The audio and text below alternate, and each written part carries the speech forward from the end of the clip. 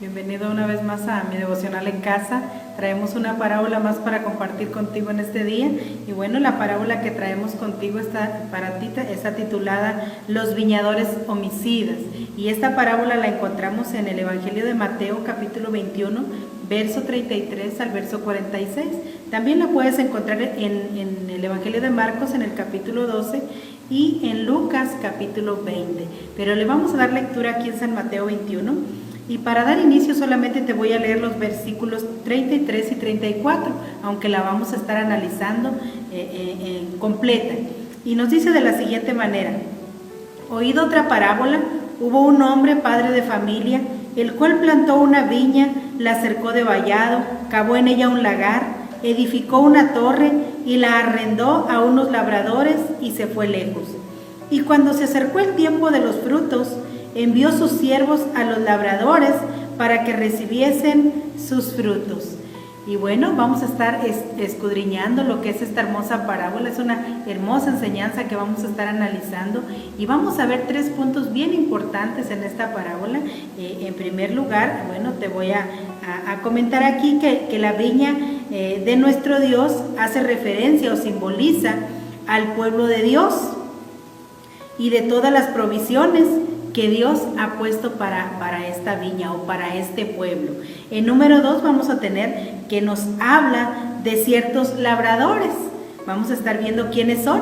Dice, estos son los trabajadores de la viña o aquellos que eran responsables de cultivarla, de cuidarla, de limpiarla o hacer que esta viña diera un buen rendimiento. Y en número 3 vamos a estar viendo que nos va a hablar de siervos o de los siervos enviados como supervisores, fíjate bien, a recoger los frutos de la viña. Tres personajes bien importantes. En primer lugar, ya te decía, la viña es el pueblo de Dios. En segundo lugar, vamos a estar analizando quiénes son esos labradores que están a cargo de trabajar ahí en la viña, de limpiarla, como ya veíamos aquí, de hacerla que sea próspera. Y en tercer lugar, vamos a estar viendo quiénes son esos supervisores o esos siervos enviados por Dios para pedir cuentas, fíjate bien, pedir cuentas o recoger los frutos que ya se hayan dado en el pueblo de Dios, que es la viña. Y dice aquí que para iniciar, Jesús nos dice algo claramente, y es que fíjate bien, que Dios es el único que es el dueño de la viña, no hay más. Vamos a estar viendo cómo hay o ha existido personas que se van a tratar de apoderar, de hacerse sentir los dueños o los señores de este pueblo, de esta viña, pero algo aquí bien importante es que Jesús nos está recalcando que la viña es de Dios. Dios es el único que es el dueño. Y aquí en primer lugar, bueno, vamos a estar viendo que, fíjate bien, en primer lugar hace referencia tocante al pueblo de Israel, ya que el pueblo de Israel en primer lugar fue el primer pueblo que Dios tomó de sobre toda la tierra. Fíjate bien, qué bonito. Tomó este pueblo para sí, un pueblo para Él, un pueblo donde Él pudiera enseñarle sus leyes, un pueblo donde Él pudiera trabajar constantemente, darse a conocer y que fuera algo hermoso lo que se hiciera en el pueblo de Israel. Entonces, yo te quiero compartir esto para que tú veas que en primer lugar esta parábola hace referencia a lo que es el pueblo de Israel. Y nos dice aquí en Deuteronomios capítulo 26, verso 18 y verso 19, aquí nos dice, y Jehová ha declarado hoy que tú eres pueblo suyo, de su exclusiva posesión, como te lo ha prometido, para que guardes todos sus mandamientos, a fin de exaltarte sobre todas las naciones que hizo para loor y fama y gloria, y para que seas un pueblo santo a Jehová tu Dios, como Él lo ha dicho. Aquí Deuteronomio nos dice claramente cuál era el propósito de Dios. Desde el momento que Dios nace ese deseo en su corazón, si así se pudiera decir, de tener un pueblo aquí sobre la tierra. Este era el plan de Dios para este pueblo, que en este pueblo se conociera la ley de Dios y que fuera un pueblo, dice aquí, o una nación para loor y fama de la gloria de Dios. de acuerdo a los frutos que se obtuvieran o que la gente pudiera ver en esta nación de Israel. Qué hermoso, ¿verdad? Y qué bonitos son los planes de nuestro Dios al momento de él obtener un pueblo para él. Ahora bien, dice aquí, ¿a quiénes puso Dios como labradores para el pueblo de Israel? Ya que en primer lugar estamos haciendo referencia a ellos. Bueno, dice aquí que Dios les puso jueces, les puso reyes y les puso sacerdotes. 3 personajes bien importantes que pudiéramos simbolizar con estos labradores. Dice, desde Éxodo, Dios escogió una tribu, la tribu de Leví, y de ahí tomó a Aarón para hacerlo su sacerdote, pero a partir de Aarón fue toda una genealogía, fue toda una descendencia de sacerdotes que estaban a cargo de instruir al pueblo de Dios, de enseñar al pueblo de Dios. Pudiéramos decir que ellos eran los responsables de enseñar al pueblo de Dios cómo debían ellos de vivir. Dice que en el libro de los jueces también podemos encontrar una lista grande de cada uno de los jueces que Dios puso para conducir o para dirigir al pueblo de Dios, al pueblo de Israel. Y por allá en los libros de primer libro y segundo de Samuel, segundo libro de Reyes y de Crónicas, bueno, ahí tú puedes encontrar una lista grande de reyes, fíjate bien, reyes que Dios levantó, ¿para qué? Para cuidar a su pueblo. Fíjate qué bonito, para proteger a su pueblo, para orientarlo, para dirigirlo, para ver qué se podía lograr y qué se podía hacer con aquel pueblo de Dios. Era algo muy bonito, ellos eran los responsables, los encargados. Dice, pero al estudiar las historias de estos personajes nos damos cuenta de algo muy triste que ha sucedido a lo largo de la historia de Israel. Y es que muchos de estos, fíjate bien, responsables, porque ellos solamente eran trabajadores, los ponía Dios como trabajadores para cuidar a su pueblo. Pero lamentablemente vemos que estos reyes, sacerdotes o incluso jueces permitieron muchas de las veces que el pueblo de Dios se desviara de su verdadero propósito, se desviara tras la adoración a ídolos, el culto a ídolos, haciendo prácticas abominables, prácticas que a Dios le molestaban. Déjame decírtelo así, para que hubiera frutos en aquella nación que ponían en descontento a Dios, que Dios nunca había pedido que hubiera ese tipo de cosas en su pueblo. Así es que te voy a dar un ejemplo de lo que estaba sucediendo ahí y por qué esta parábola nos va a recalcar muy bien de algo terrible que sucedió en esta viña de Dios, en este pueblo de Dios. Y nos dice en Miqueas capítulo 3, versículo 9 al verso 12, ahí nos dice, oíd ahora esto, jefes de la casa de Jacob y capitanes de la casa de Israel, que abomináis el juicio y que pervertís todo el derecho. Fíjate bien que le está hablando, dice, a los jefes de las casas de Jacob, aquellos que eran líderes, que estaban sobre el pueblo y que ellos estaban haciendo abominaciones y estaban pervirtiendo las leyes de Dios. Nos dice el versículo 10, que edificáis a Sión con sangre y a Jerusalén con injusticia. Sus jefes juzgan por cohecho, sus sacerdotes enseñan por precio y sus profetas adivinan por dinero. Y se apoyan en Jehová diciendo, ¿no está Jehová entre nosotros? No vendrá mal sobre nosotros. Por tanto, a causa de vosotros, Sión será arada como campo, y Jerusalén vendrá a ser montón de ruinas, y el monte de la casa como cumbres de bosques.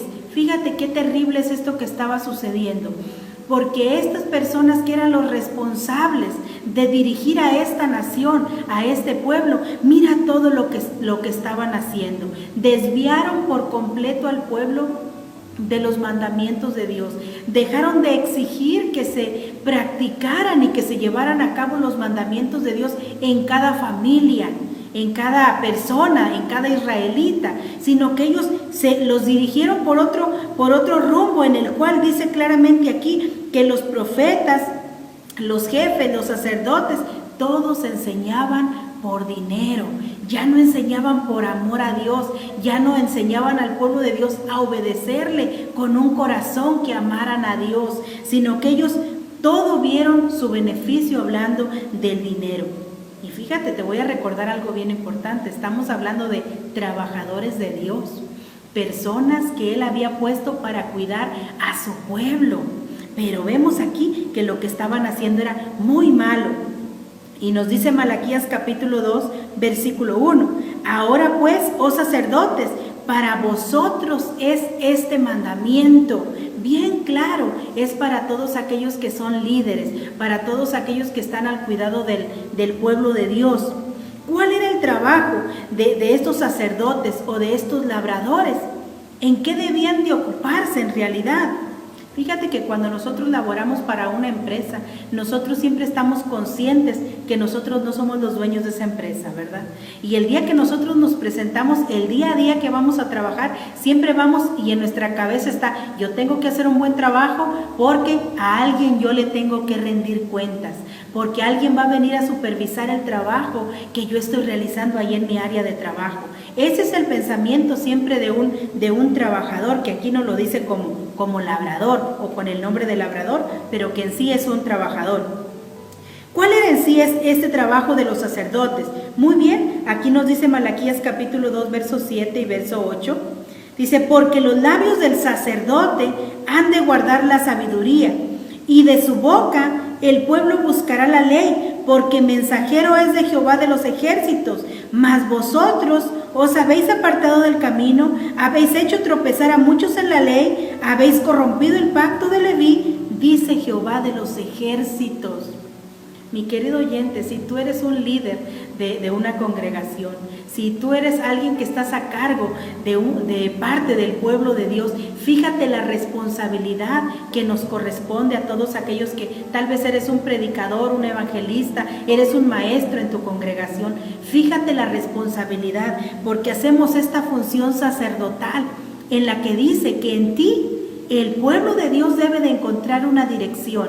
En ti el pueblo de Dios debe de encontrar, dice aquí, sabiduría, debe de encontrar la ley de Dios o los mandamientos de Dios. Cada vez que se acercan a nosotros, ahí ellos se deben de conducir de acuerdo a lo que nosotros les enseñamos. Esto es muy importante y nosotros debemos de tomar muy en serio esta responsabilidad. Solo somos trabajadores de Dios. Dice, muy bien, hasta aquí hemos visto que ellos eran solamente aquellos labradores o aquellos trabajadores, pero fíjate lo que nos dice la parábola. ¿Quiénes? Lo que nos dice el versículo 34. Y cuando se acercó el tiempo de los frutos, el padre de familia, aquel que había plantado la viña, fíjate bien, que es Dios, dice, envió sus siervos a los labradores para que recibiesen sus frutos. ¿Qué pasó? El padre de familia, que es Dios, dio un lapso de tiempo en el que él sabía que aquellos labradores tenían que haber estado trabajando, tal vez quitándoles las ramitas secas, regándolos, abonándolos, haciendo un buen trabajo para que hubiera un buen fruto. Cuando el padre de familia vio que era el tiempo de enviar a recoger frutos, dice que envió a otro tipo de personas. Ya no eran los mismos trabajadores, son otros llamados aquí siervos. ¿Quiénes eran estos siervos para el pueblo de Israel? Déjame decirte que eran los profetas. ¡Qué tremendo! ¿Qué hacían los profetas? Los profetas eran enviados por Dios para pedirles cuentas a los jueces, a los reyes y a los sacerdotes. Fíjate qué tremendo, aunque un rey fuera la máxima autoridad de un país, del país de Israel o de una ciudad, de una nación, pero sobre ellos estaba el profeta, porque el profeta era el mensajero, el siervo, el enviado por Dios para pedir cuentas de cómo se estaba realizando el trabajo para Dios. Qué importante es esto, ¿verdad? Dice, un ejemplo de eso, bueno, tú lo puedes encontrar allá. Yo no te lo voy a leer, solo te lo voy a dejar como recomendación. Allá en el primer libro de Samuel, capítulo 15, tú encuentras la historia del rey Saúl. El rey Saúl era la máxima autoridad en Israel, pero Dios lo envió a una misión muy importante contra un pueblo llamado Amalek. Y le dijo Dios, termina con todo. Pero vas a encontrar algo tremendo ahí en ese capítulo, porque vas a ver que aquel rey Saúl quiso hacer lo que el pueblo decía y lo que él consideró que era correcto, y no lo que Dios, que era el dueño del pueblo, le había pedido, y decide hacer las cosas a su manera, decide perdonarle la vida al rey, a aquel rey enemigo, decide rescatar parte de las ovejas o del ganado y traérselo a su ciudad. ¡Qué tremendo es esto! Fíjate bien, cuando creemos que nosotros podemos hacer lo que queramos con el pueblo de Dios o en el pueblo de Dios. Y ahí nosotros vamos a encontrar que llega Samuel a darle una reprensión tremenda y un mensaje en el cual se le dice: porque tú hiciste esto, hoy Dios ha roto el reino de ti, no más vas a ser el rey de Israel. Dios ha traspasado el reino de Israel a un compañero tuyo o a otra persona, a otro israelita. Qué tremendo es esto, mi querido oyente. Nosotros nunca debemos de tomarnos que el pueblo de Dios es nuestro, porque el dueño solamente es nuestro Dios. Y nos dice aquí, algo sucedió.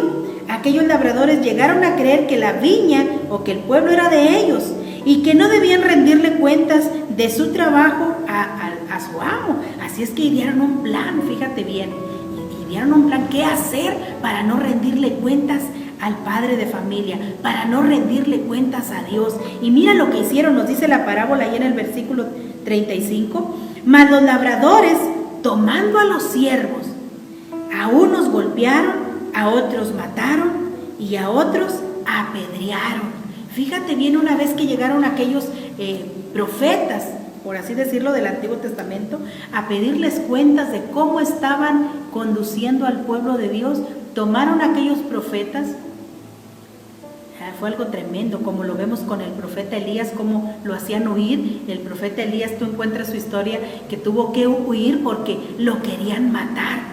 Anduvo huyendo de un lugar para otro porque esta gente lo querían matar, porque no querían aquel que pedía buenas cuentas, aquel que traía mensajes de Dios y les decía: ¿cómo estás conduciendo al pueblo de Dios? Qué tremendo, ¿verdad? Es esto. Pero recuerda, no somos los dueños.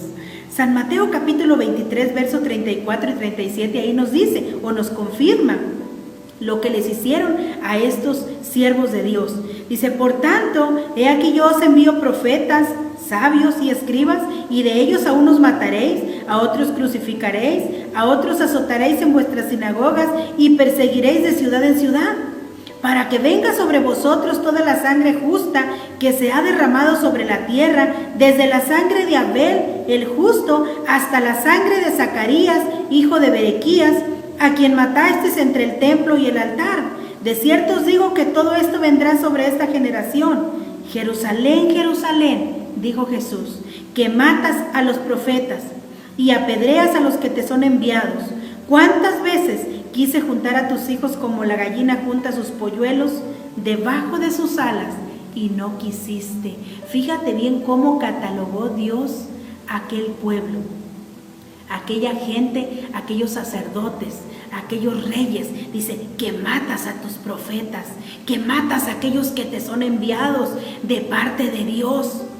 Y Jesús pudo exclamar estas palabras con un gran sentimiento, diciendo: Jerusalén, Jerusalén, como diciendo que había algo que iba a venir sobre aquella ciudad por lo que le estaban haciendo a los enviados de Dios, a los mensajeros de Dios. Pero esto, mi querido oyente, no termina ahí. Pues la parábola nos sigue diciendo, fíjate bien, en el versículo 36, envió de nuevo otros siervos, como segunda oportunidad. Envió de nuevo otros siervos más que los primeros, e hicieron con ellos de la misma manera. ¿A quiénes hace referencia esta parábola aquí que envió Dios? Bueno, nosotros podríamos hacer referencia a Juan el Bautista. Juan el Bautista es el antecesor de nuestro Señor Jesucristo, o el que vino antes de la llegada de nuestro Señor Jesucristo. Juan fue el enviado por Dios antes de la manifestación del ministerio de nuestro Señor Jesús. Juan vino a enseñar y a volver el corazón del pueblo a Dios.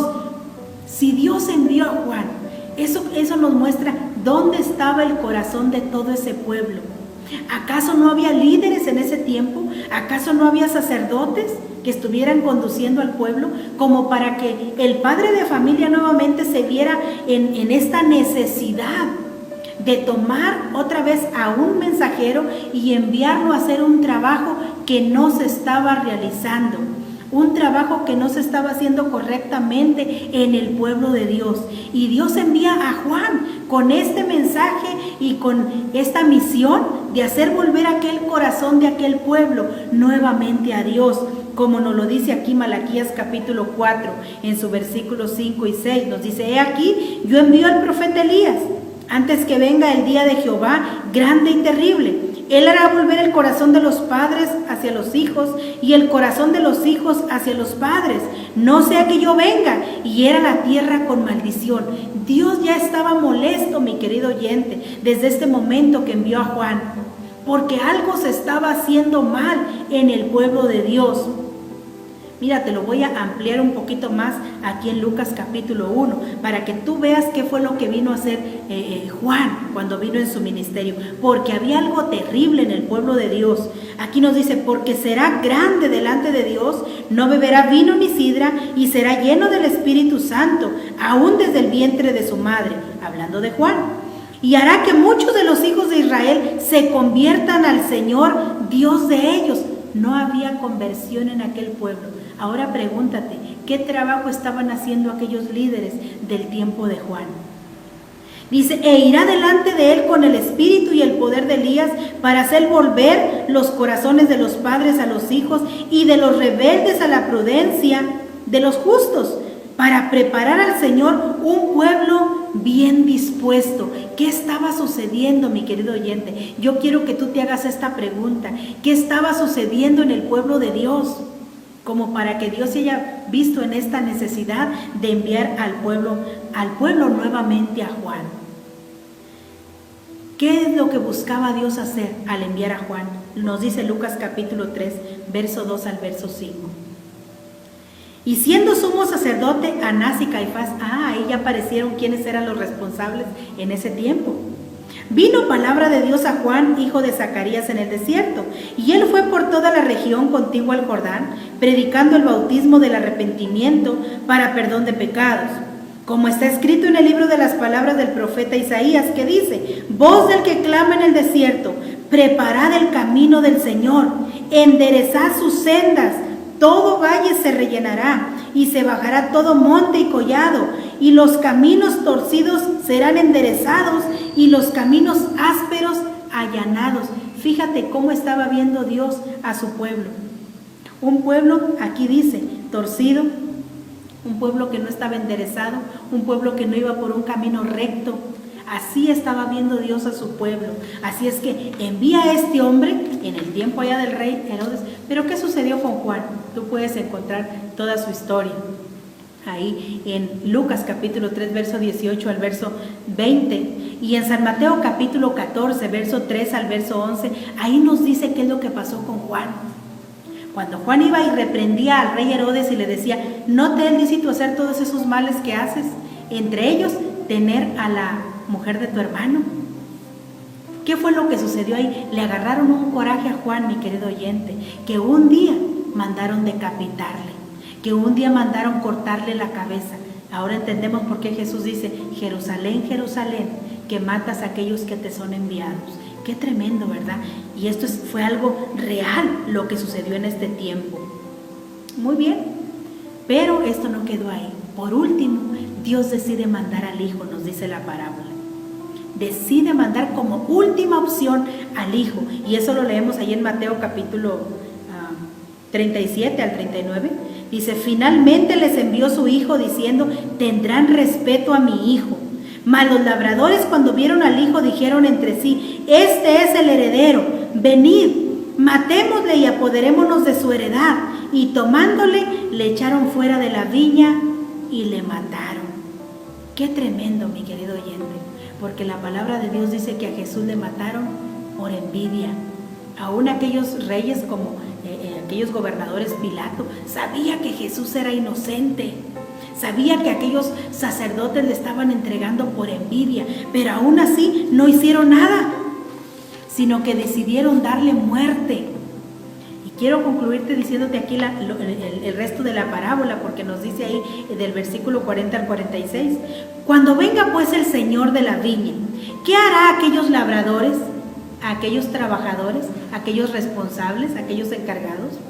Le dijeron: a los malos destruirá sin misericordia y arrendará su viña a otros labradores que le paguen el fruto a su tiempo. Jesús les dijo: ¿nunca leíste en las Escrituras?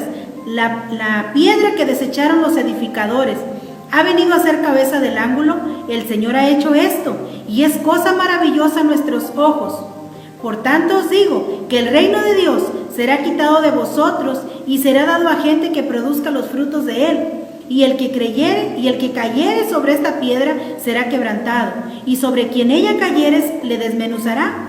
Y oyendo sus parábolas, los principales sacerdotes y los fariseos entendieron que hablaba de ellos, pero al buscar cómo echarle mano, temían al pueblo, porque éste le tenía por profeta. Mi querido oyente, concluyo con esto. El día de hoy, aquí está en la parábola, mataron a Jesús, pero cuando Jesús es ascendido al cielo, deja el legado, deja el ministerio a 5 ministerios: apóstoles, profetas, evangelistas, pastores y maestros, para cuidar al pueblo de Dios una vez más como última oportunidad. ¿Te has preguntado, si tú eres uno de ellos, qué cuenta le vas a rendir tú al Padre de la viña? ¿Te has preguntado cómo va a encontrar ese trabajo que estamos realizando para Él? Yo creo que es tiempo que hagamos un alto y que meditemos un momento en el trabajo que hemos estado realizando para nuestro Dios. Es tiempo que tú y yo meditemos un momento y digamos: el día que yo le tenga que rendir cuentas a Dios, ¿le voy a entregar un buen trabajo o no va a ser así? Te voy a leer este último texto con el que quiero que tú te quedes y que en el que medites en este día, porque nos dice aquí, 2 de Timoteo capítulo 2 versículo 15. Procura con diligencia presentarte a Dios aprobado, como obrero, fíjate bien otra vez, como un trabajador, que no tiene de qué avergonzarse, que usa bien la palabra de verdad. Esta parábola nos dice: los viñadores homicidas. Ojalá que tú y yo no seamos de esos, sino que el día que Jesucristo venga y le tengamos que rendir cuentas del trabajo, por más mínimo que haya sido que hayamos hecho, le presentemos un buen trabajo que hicimos con amor, con todo nuestro corazón, pero sobre todas las cosas, procurando siempre cuidar al pueblo de Dios. Y cuidarlo es enseñarlo bien en los mandamientos de nuestro Dios. Ojalá que este devocional sea de bendición para ti. Si así fue, te vamos a pedir que lo compartas en tus redes sociales, compárteselo a tus amigos, a tus conocidos, y si tú nos quieres seguir escuchando, te seguimos haciendo la invitación que te suscribas a nuestras redes sociales. Dios te bendiga.